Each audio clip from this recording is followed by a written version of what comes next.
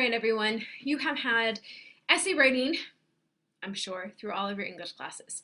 And I just want to review over some of the basics of what I'm looking for in an essay. Specifically for my 8th grade students, I will be using the model essay that you guys had to do for your poem theme analysis essay. So we'll go through that kind of step by step as well. But this is for all of my classes, a kind of general, this is what essays should include. So first, what does an essay include? It includes academic writing. So again, I'm talking formal language. We are trying to get away from using I unless it's specifically asking for that. Many essays are going to be about you in the beginning. So if it's about you, that's different. But things like your poem theme analysis essay, that you should not be using I. Those are normally in your instructions. It'll tell you to use third person and avoid first person. So you can always look in there. They are normally 4 to 5 paragraphs. However, an essay is a bare minimum of 3. An introduction, a body paragraph, and a conclusion. That's the bare minimum of what you can include for an essay. So when you see an essay or something that says write an essay, you know you should at least have 3 you should at least have 3 paragraphs. Your paragraphs are your introduction, your body paragraphs, your conclusion. You should be using transitions. Most of our rubrics require you to use transitions, so those are needed. And some essays will need to use citations in text and a work cited. And I'm going to just touch on that kind of briefly because I'll be doing another video that goes into that in much more depth. So of course, academic writing, again, this means using third person most essays, like I mentioned, most essays. So if it is one where you are writing about your own hero, that is not supposed to be in third person. You are obviously talking about somebody that means something to you. So I is very acceptable. You do want to remember your audience. Keep it a professional tone.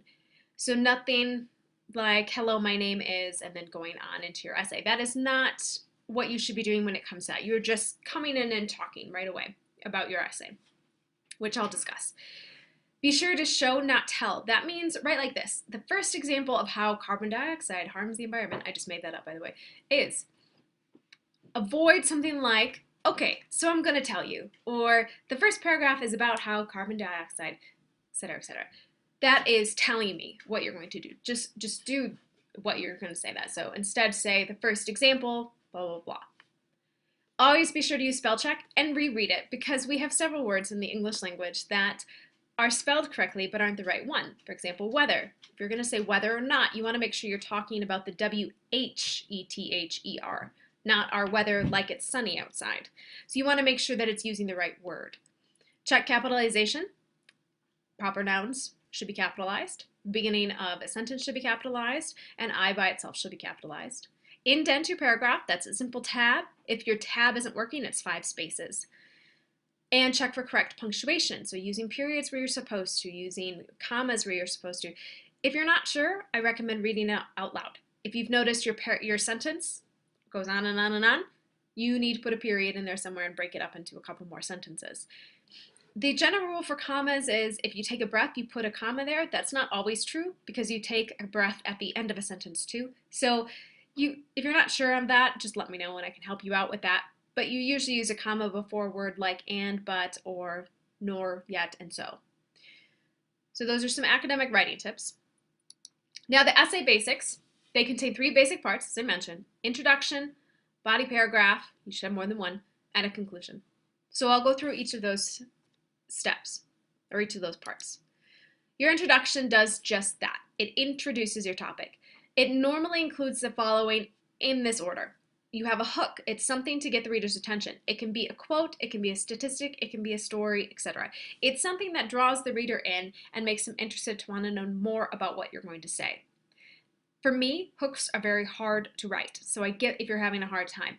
What I might recommend if you're having a hard time with it is start with 2, do the background information, create your thesis, write your whole essay if you've got to, and then come back and figure that part out. It's okay to do things out of order. You do not have to start in this order and put it all together. If it's easier for you to do it that way, that's fine. And I can help you with any hooks. So if you're having trouble with that, just let me know and I will gladly help you out with figuring out a good one for your essay. You want to include background information. It's anything you feel readers should know about before reading your essay, and it varies for every topic. So for the poem 1, this would be things like give the author's name. What year was it written? Was it written for a purpose? Does it have anything that we should know about before we actually read it? So if you were going to do one that has to do with war, what war was it? How was that person, was the poet a participant in that war? Like that kind of information. If it helps the reader to understand the poem better, you should include it.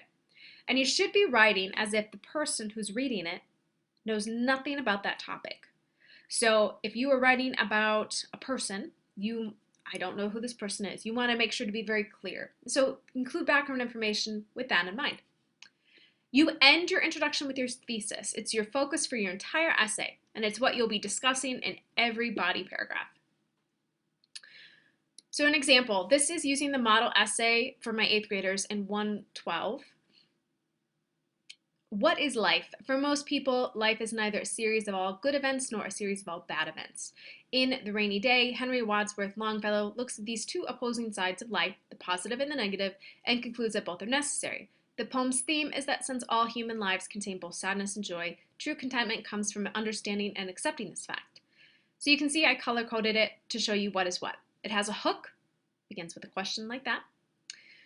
What is life? The background information gives you the name of the poem, the author, and what the poem is generally about. And then, of course, it ends on your thesis.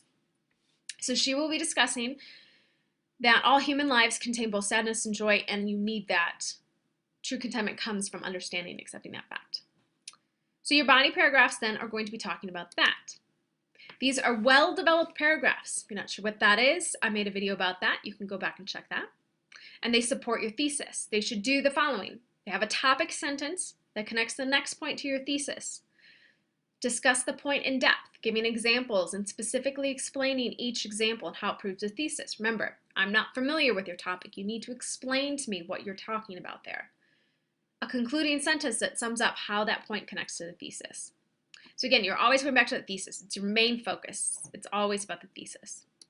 So here's an example body paragraph from the essay, model essay in my 8th grade class from 112. From the very first lines of the poem, the speaker's gloom is plain to see. So this is your topic sentence.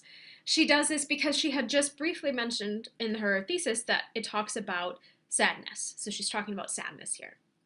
And then it goes on to show a quote, "The day is cold and dark and dreary. It rains and the wind is never weary," the speaker says. The imagery of cold darkness and rain creates a mood of extreme unhappiness. Although the wind is never weary, the speaker in contrast sounds weary of life. So this is her explanation. She's going through and explaining these things. Everything he looks at reminds him of his despair. He's looking at a moldering wall to which a vine clings. The word moldering suggests decay and death. I like that she defines those words. That is a good thing to do. The leaves that fall at every gust in line 4 also evoke the idea of life's ending. At the end of the first stanza, the speaker repeats the observation that the day is dark and dreary. Longfellow's use of repetition emphasizes the darkness and dreariness still further. It is as if the speaker can't get the darkness and dreariness out of his mind. So as you can see, she discusses the point in depth, she gives examples, and she explains how it proves her thesis. Now, the concluding sentence should sum up that point and how it connects to the thesis. Here, it's as if the speaker can't get the darkness and dreariness out of his mind. She doesn't specifically say that connects to the thesis, but we know she's talking about darkness and dreariness and sadness and gloom. That was part of her thesis, so it does connect. Next body paragraph, same kind of thing. The transition here, notice the transition, even more repetition appears in the second stanza. So this transition is connecting that first body paragraph to the next one. And we know she's going to talk about the second stanza. And again, she's talking about repetition and sadness and gloom again. So that transition is also a topic sentence. She discusses the point in depth, as you can tell. She mentions lines, line 9, line 3, line 8. You want to do that. Be specific. And then she ends in a concluding sentence. His youth is passing, his hopes are fading, and he cannot keep from thinking about the past. That goes in with the gloom and the sadness of her thesis. And then her last body paragraph. At this point in the poem, that's the transition. It's connecting this paragraph to the last and discussing again this sadness. think that the speaker is hopelessly depressed. And it discusses the point in depth. Notice these right here, these parentheses, these are in-text citations. When it comes to a poem like this, one poem that you're discussing, you don't need to give like page numbers or anything. You just put the line number in there. This is line 11. This is line 12. Or she'll do it like this. Line 14 says. If you aren't saying what line it is, like that, like line 14 says, then you would do it like this. So either one works, but you do want that. And then her conclusion. Now that he understands the simple universal fact, the speaker is cheerful again, even though it is still a rainy day. Well, actually, her transition or her conclusion starts here. Some days are dark and dreary, not all. And if some days are dark and dreary, some must be sunny and clear. Now that he understands the simple universal fact, the speaker is cheerful again, even though it's still a rainy day. So it's talking again about her thesis of you need to have both the bad and the good in order to be and understand that to be content with them. So her concluding paragraph is the last paragraph of your essay. It should do three things. Restates the thesis of your essay, summarizes the points you made in the body paragraphs, and it leaves the reader with a final thought. Here's the last paragraph from the model essay. In the end, Longfellow's poem is one of hope, despite two stanzas that are filled with imagery of darkness, dreariness, and gloom. She is restating the thesis there.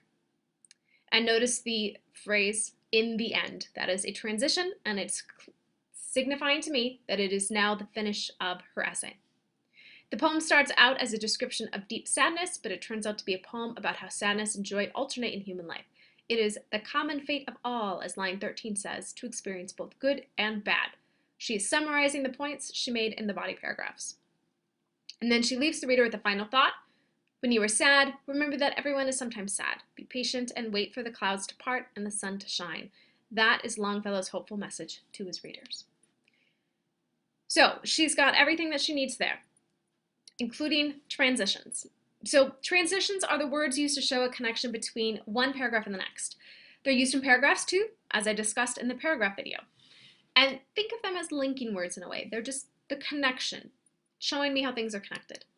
You can Google transition words and you will come up with lots and lots of lists. So here's just some examples of what they can be. Do note that these words are one word. Nevertheless, nonetheless, and furthermore are all one word. I don't know why, but they are.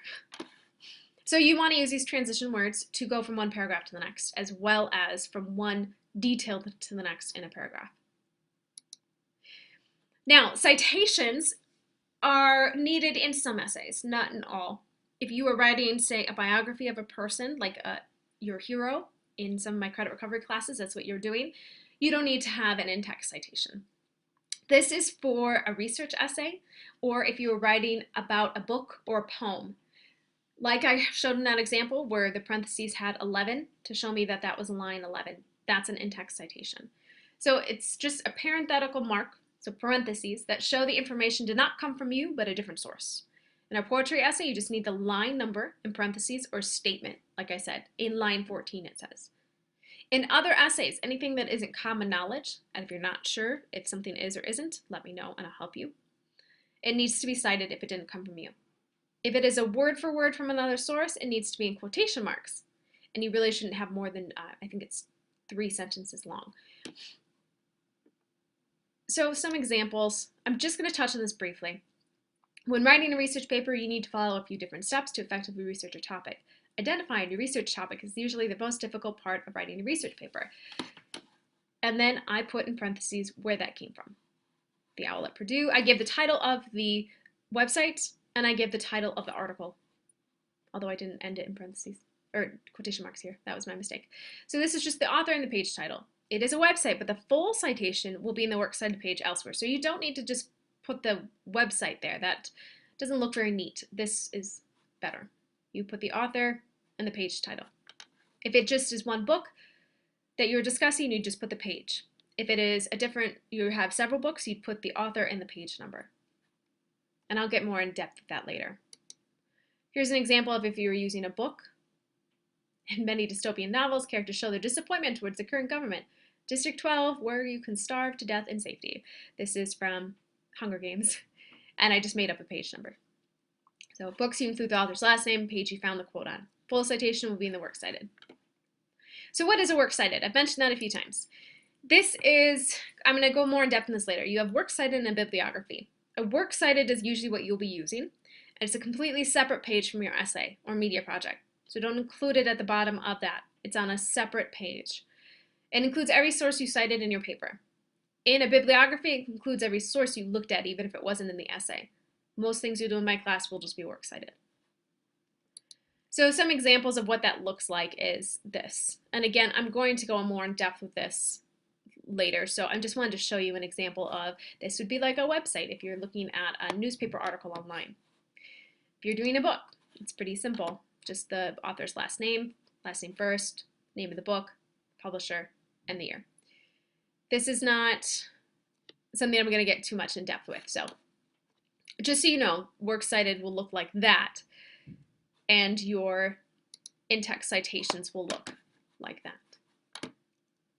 So in review, well-developed essays are academic writing, 3 paragraphs minimum, but it should be normally 4 to 5. You have your introduction, your body paragraphs, your conclusion. You've used transitions. You've used citations if it's needed for certain research papers, in text and a works cited. And everything together. Begin with an introduction, which is a hook, background information and thesis. Your body paragraphs support the thesis by giving examples, explanations, pretend I have no idea what you're talking about. You need to explain it all. And use transitions to move from one paragraph to the next. Your conclusion paragraph restates the thesis, sums up your main points, and leaves the reader with a final thought. You should have used in-text citations or works cited separate page, but must be included when using information that isn't your own. And of course, you always look for spelling, capitalization, and punctuation. So, those are the things you need to include in an essay. If you have any questions, please let me know, and I will gladly clarify anything that wasn't clear. Thank you, everybody.